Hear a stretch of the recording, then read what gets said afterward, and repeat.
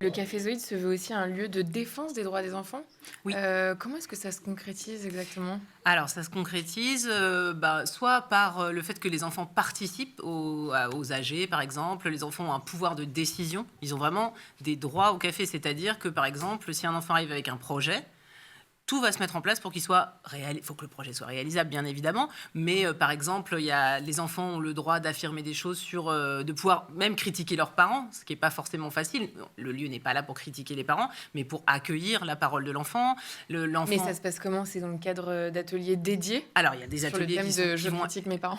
pas forcément, mais il y a des groupes de parole, par exemple pour les adolescentes, où les adolescentes ont le droit de connaître leur corps, le droit de savoir ce qu'on peut faire sur un corps et ce qu'on ne peut pas faire, tout le principe, apprendre le consentement, parce que l'école n'est pas forcément là pour le faire, et la famille n'a pas forcément la possibilité de le faire.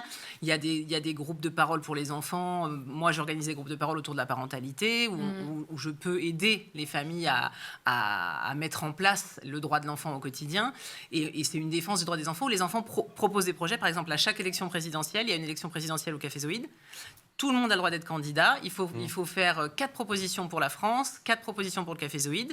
Et donc, on fait une campagne. Chaque enfant fait une campagne. Et ensuite, à la fin, le jour des présidentielles, il y a un vote avec une petite urne. Les enfants viennent voter et dire je vote pour ce projet.